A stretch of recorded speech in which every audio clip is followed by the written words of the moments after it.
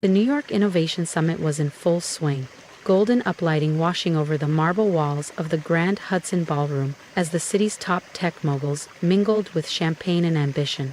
I stood by the edge of the terrace doors, half listening to the buzz of conversation while watching my brother, Nathan Carter, hold center stage. "This acquisition will set a new standard," he declared confidently, raising his glass.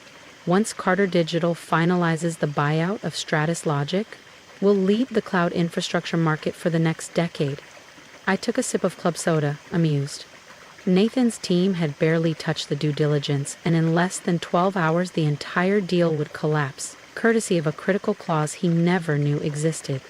"Lena," my mother's voice snapped, sharp as ever, "don't slouch by the exit, you're not the help." I stepped forward, knowing what was next. These events followed a reliable formula: praise for Nathan, polite smiles for everyone else, and veiled jabs aimed squarely at me. "Nathan was just walking us through the Stratus acquisition," Mom said, beaming with pride. 35 years old and already CTO. "We always knew he'd make something of himself." "Unlike some," my father added dryly, eyes flicking toward me.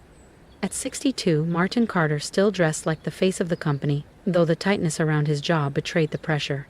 Carter Digital's stock had slipped 12% in the last quarter. Not that he'd admit it. "Lena's still running that, what is it, freelance consulting?" Nathan chimed in, smirking. "Vertex Solutions," I replied calmly. "We specialize in corporate network security and digital infrastructure." "Oh, right," he scoffed. "Still tinkering with code in that co-working space?" If he only knew the co-working space was actually 5 private floors in Manhattan Tower under my LLC, or that 3 of his lead developers had quietly joined me in the past year. But I stayed silent, just like I had for the past 3 years. "I just don't get why you walked away from Carter Digital," Mom sighed. "You were on the fast track. VP in 5 years, easy." I smiled to myself, thinking of the files waiting on my desk. Documents that would reveal who really owned a majority stake in Stratus Logic. "Anyway," Dad interrupted, "Nathan's deal is going to change everything." "The contracts are being signed at 9 a.m. sharp," Nathan added, smug and confident. If only they knew the name on the final page was mine. "Every major outlet will be covering it," Nathan had boasted earlier. I glanced at my watch, a simple leather strap design I'd intentionally chosen to blend in. Understated, unassuming. Not that I needed flash to prove anything. I could have bought out half the room without denting my accounts. "I should actually head out," I said casually. Nathan raised an eyebrow. "Finally signed a real client?" "Something like that," I replied, keeping my tone even. "Well, don't let us distract you from your little project," he laughed, lifting his whiskey. "Some of us have billion-dollar deals to close tomorrow." As I turned to leave, I caught my mother's theatrical whisper. "She just runs some startup. Honestly, it's embarrassing." I made my way toward the exit, offering polite nods to executives who had no clue the woman they were brushing past was the elusive CEO their companies had been chasing for months. Lena Collins, the name I operated under in the tech world. Outside, my driver opened the door of a modest black sedan. Not the Range Rover I usually used, too flashy.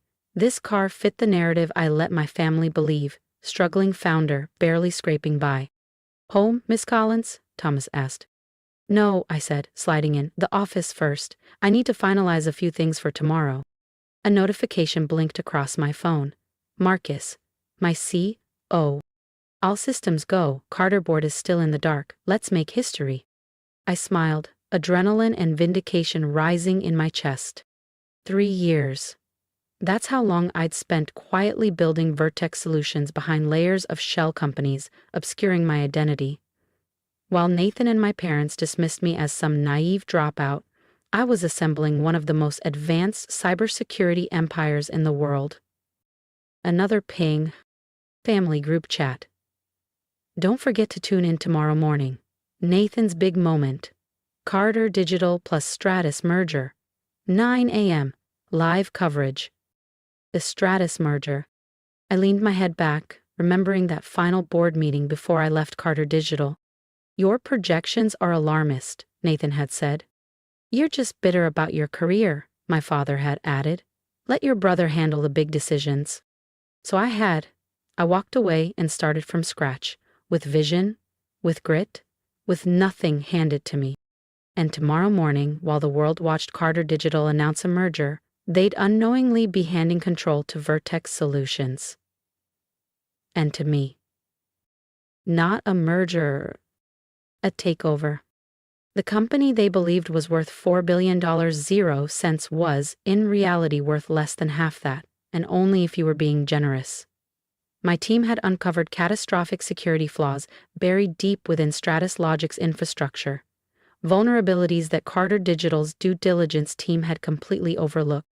At my real office, not the shared co-working space I let my family think I used, I sat in the corner suite that took up the entire top floor of Vertex Tower, staring out at the Manhattan skyline. This wasn't some garage operation.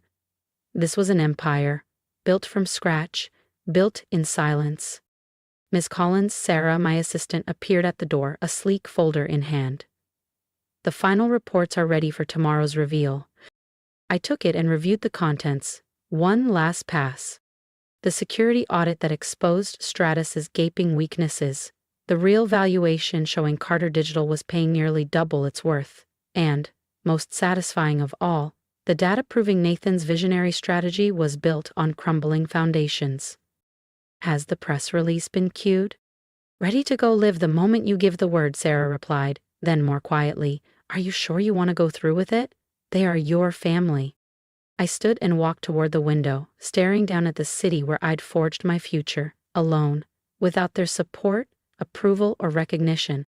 They stopped being my family the moment I stopped being useful to them. Sarah hesitated. Your brother's going to be publicly humiliated. Yes, I said, flatly, but maybe that's what it takes for them to understand.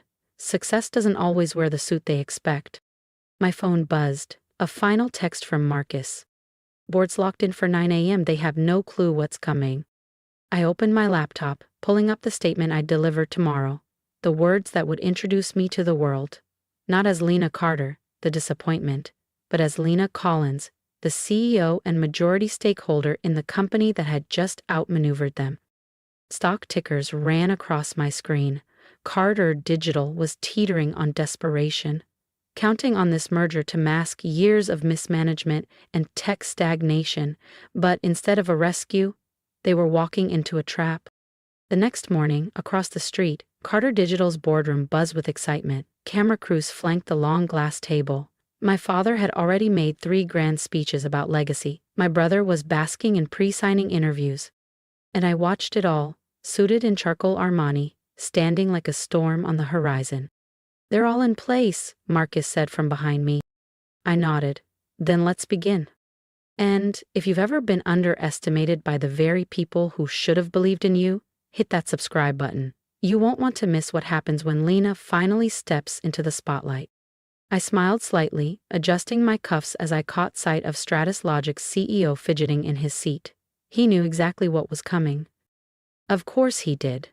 We'd briefed Stratus's board weeks ago about their exposed systems, flaws that could crumble their entire operation if made public. We gave them 2 options: risk a catastrophic leak or accept a strategic acquisition by Vertex Solutions. They chose survival. Miss Collins, Sarah said, appearing beside me with a tablet. Press release is ready. Also, your mother just arrived at Carter Digital. Celebration pearls? I asked without looking. Sarah nodded. Full regalia. I glanced at the clock. 9:45. I am Min. Right on time, I said. Let's show them what a little startup can do. The short walk across the street felt symbolic, like stepping through a mirror.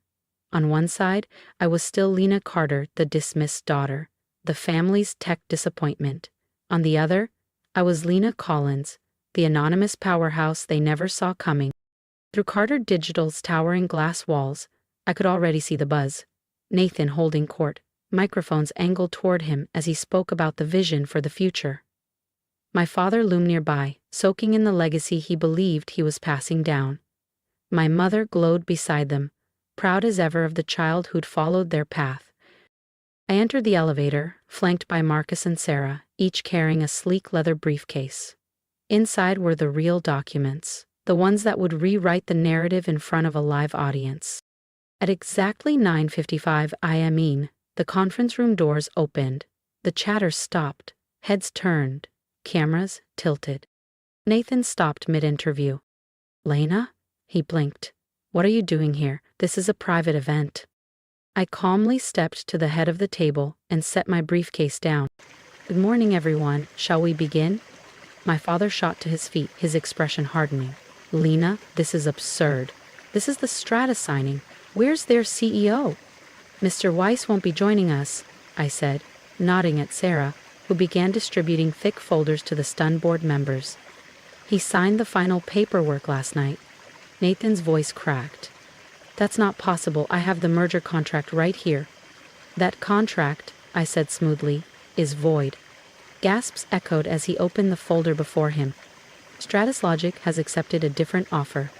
My father's hands curled into tight fists. "Who the hell?" "Mordex Solutions," I interrupted, "or more specifically, me."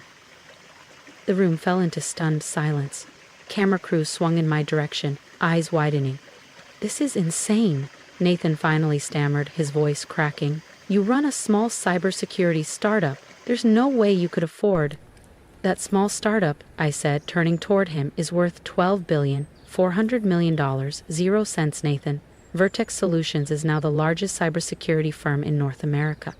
I tapped the tablet, and the main screen in the boardroom flickered to life. Financial graphs, global reach maps, and client portfolios filled the display. "While you were all mocking my hobby, I built something you never saw coming." Across the table, my mother's pearl necklace clinked audibly as she slowly sank into her seat, visibly shaken. "But you work from that tiny office near Midtown," she said, bewildered. "A front," I explained. "Vertex operates in 20 countries, supports government contracts, and we own this building, actually. And as of midnight last night, we own Stratus Logic." My father's voice cracked. "Why? Why would you go through all this trouble?" I looked him straight in the eyes. "Because 3 years ago, I came to you with concerns. I told you Carter Digital's infrastructure was outdated, vulnerable. I warned you. You told me to leave the real business decisions to people who understand them, so I did." I nodded to Sarah, who immediately distributed the next set of documents. Board members leaned in. Whispers began. Chairs creaked. The illusion was collapsing fast. "These files detail why Stratus agreed to our terms," I continued. "They were hemorrhaging money, riddled with breach risks, and barely staying afloat. All things your due diligence team missed, Nathan." He flipped through the pages, his hands shaking. This could destroy us." "No," I said, my voice even. "This could save you." There was silence, only the low hum of the ceiling lights and the flick of pages being turned.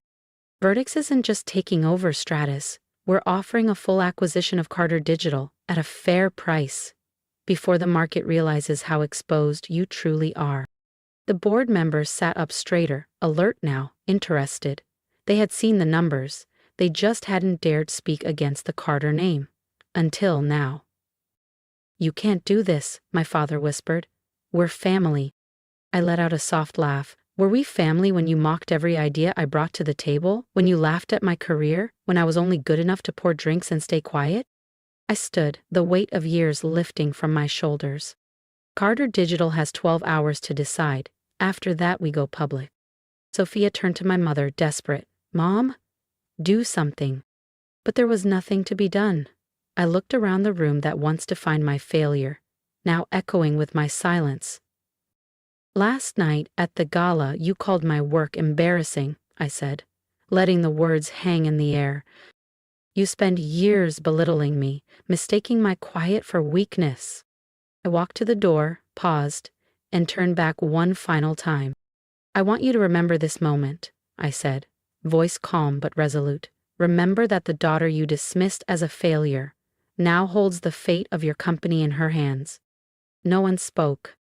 The next hour blurred into a flurry of signatures, paperwork, and stunned silence. Executives mumbled legal verifications while board members glanced between one another, avoiding eye contact. Nathan was escorted out of the boardroom, his polished facade finally cracking as the weight of his downfall sank in. His hands trembled as he cleared out his office. My father? He couldn't look me in the eye as he handed over his Carter Digital Access badge, once a symbol of legacy, now a relic of a dynasty that refused to evolve. On the conference table, my mother's iconic celebration pearls lay abandoned, forgotten in the chaos. That evening, I stood alone in my real office, Vertex Tower, floor 62, watching the city lights flicker as the sun melted behind the skyline. Marcus appeared beside me, holding a glass of Dom Perignon, the same vintage my family had toasted with the night before, while mocking the very career that had just acquired them. Was it worth it? He asked softly. I thought of the years of side comments, the pitying smiles, the job offers to come back and learn from the best. I thought about my team, my clients, the security innovations that had redefined digital protection across 20 nations. It was never about revenge, I said quietly. It was about building something real. Showing the world, and maybe even myself, that success doesn't have to come from legacy or approval. The year that followed brought changes no one in my family could have foreseen. Carter Digital, under Vertex leadership, was reborn into a forward-thinking tech firm. Nathan eventually landed a mid-tier role at a consulting firm, one that didn't carry his name. My parents? They quietly stopped throwing their legendary galas. No more slideshows, no more name-dropping. As for me, I kept going, not to prove them wrong anymore, but because I'd found something they never understood. True success isn't loud. It's not about legacy. It's about creating something that outlives you. And now, when people ask how I did it, I tell them the truth. Sometimes, the most powerful revenge is becoming so successful that by the time they notice, it's already far too late to matter. For years, I was the one they laughed at, the one they brushed aside, the one they assumed would never be more than a footnote in someone else's success story. But I've learned that silence isn't weakness. Sometimes it's where the strongest people do their best work. If you've ever been overlooked, underestimated, or told that your dream is too small, I want you to drop a comment below. Tell me your story. I want to hear it, because I've been there. And if this story resonated with you, hit that subscribe button, not for the drama, but to remind yourself that you don't need anyone's permission to rise. You don't have to follow their path to be worthy. You just have to believe that your path, quiet, bold, or unconventional, is enough. Let this be your reminder. You are not a failure just because they can't see your vision. Keep building, keep growing, and one day, when they finally look up, let them realize the empire they once ignored was yours all along.